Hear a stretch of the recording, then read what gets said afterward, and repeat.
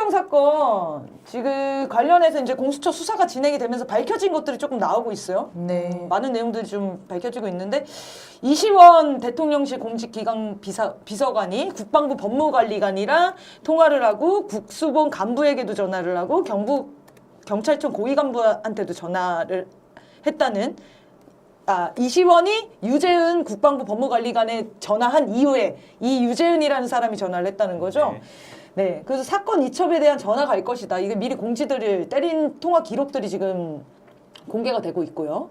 그리고 당시 실종자 수색 지휘 통제 본부장을 맡았던 해병대 1사단 예하 7여단장이 사단장에게 수색 중단을 몇 번 건의를 했으나 임성근이 무리하게 계속 하라고 했다는 거잖아요. 이런 것들도 지금 증거들이 밝혀지고 있습니다. 이후에 이 수사 전망 어떻게 보시는지 얘기 좀 해주십시오. 아니, 최근에는 그 JTBC 단독 보도로 해서 작전 통제권이 없다고 주장했던 임성근이 직접 서명한 작전 투입 지시 문건이 또 공개가 되기도 했습니다.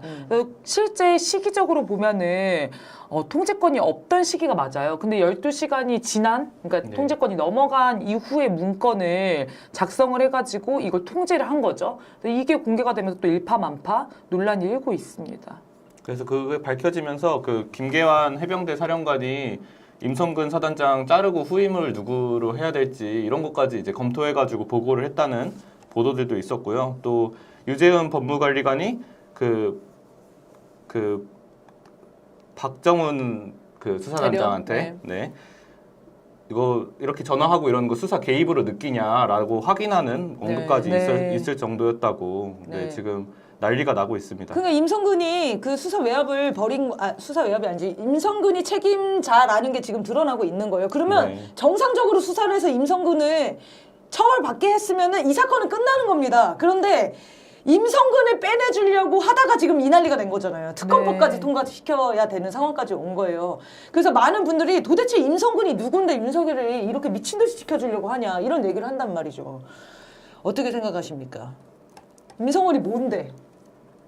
그 이제 임성근의 정체에 대한 이야기가 많았었는데 전에 뭐였죠? 무슨 그 사건 수해 사건이 있었을 때 도와줬다고 윤석열 정부가 이 수해 문제에 대해서 제대로 대응을 하지 못해가지고 논란이 일파만파 커지고 있을 때였습니다.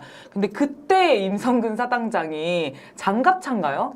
장갑차를 끌고 이 수해 복구에 전면에 나서서 이렇게 뭔가를 기민을 구조한 게 대대적으로 언론에 도배된 일이 있었던 거죠. 네, 그러면서 위기에 내몰렸던 윤석열 정권이 한숨 돌리게 되고 이 임성근의 업적이 결국은 윤석열 정부의 그 실책을 가려주는 그런 역할을 하게 됐던 거죠. 그래서 이후에 윤석열이 임성근을 만나러 가서 치하를 하기도 하고 굉장히 모범으로 추켜 세우는 이런 일이 있었다고 해요. 그래서 원래 이제 처음에 임성근을 빼라고 했을 때는 그 얘기가 제일 많이 돌았죠. 이종섭이랑 김태효랑 같이 일했던 사람이다 이명박 정부 시절에. 그래서 이종섭이 임성근을 지켜주려고 얘기한 거 아니냐. 그리고 김태효를 얼마나 아끼겠어요 윤석열이. 김태효가 한마디 하고 윤석열이 그래? 임성근을 빼줘야지 이렇게 해가지고 뺀 거 아니냐 했는데 지금 이 내용이 2023년 8월에 민들레 기사로 보도가 된 내용이거든요. 윤석열이랑 직접 관계가 있었다는 거예요. 네, 그리고 윤석열의 의사가 더 강력하게 작용했다고밖에 볼 수가 지금 결과적으로 보면 그렇죠. 왜냐하면 이종섭이 이전에는 한번 그 박정훈 대령이 올린 보고서를 그냥 통과시켰다는 거 아닙니까? 그러니까 애초에 이종섭이 여기에 대한 외압을 자행할 생각이 처음에는 없었는데 대통령실로부터 걸려온 그 의문의 전화를 받고 이 내용을 엎었다는 거잖아요. 그러면 이건 이종섭의 자발적인 의지라기보다는 이종섭 윗선에서의 지시가 있었다라고 볼 수밖에 없고 그 윗선의 지시가 전화를 건 대통령실이라고 추정을 할 수밖에 없는 거죠. 그러니까 이종섭, 김태효는 같이 일은 했지만 함께 일했는지도 몰랐다라고 얘기를 했어요.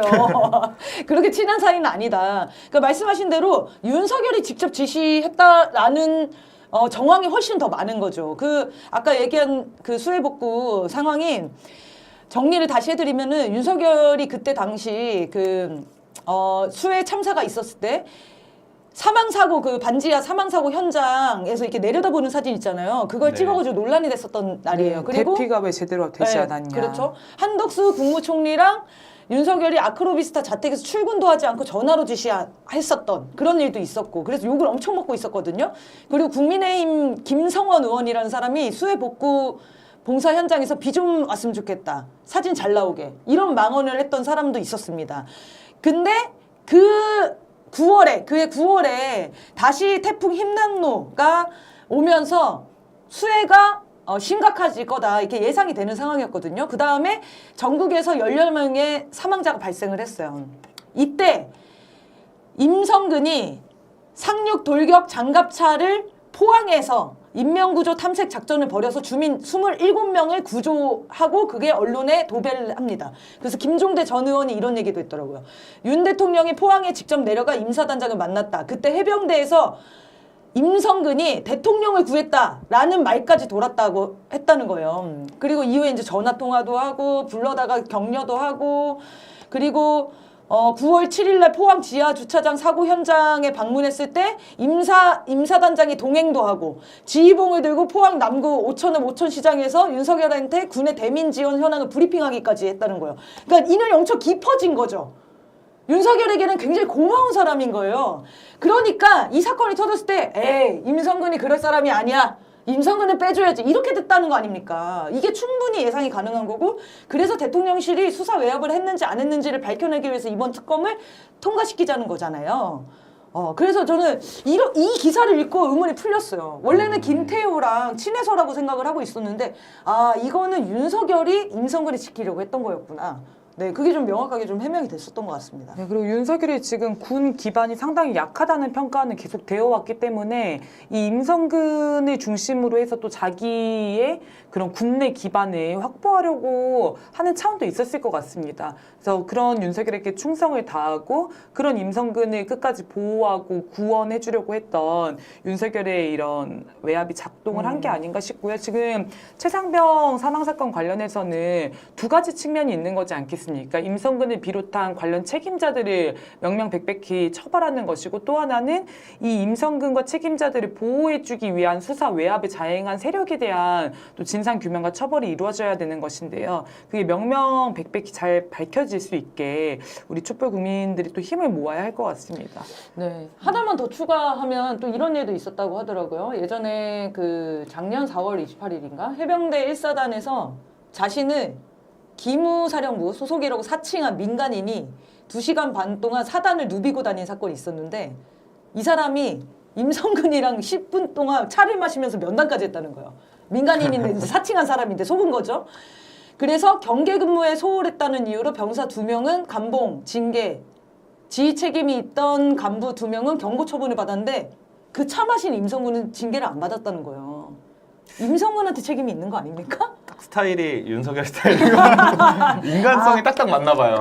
그런 면에서 굉장히 많이 차가 떨어진 아니었을 것 수도 같습니다. 네. 그래서 이 정도로 아끼는 사람이 됐나 보다. 그러지 않았으면 이종섭을 호주 대사로까지 보내고 관련자 2명 피의자들은 공천을 주고 이렇게 심각하게 보호할 일도 아니지 않습니까? 네, 앞으로 특검이 통과됐으니까 명명백백히 밝혀내야 될 것 같습니다.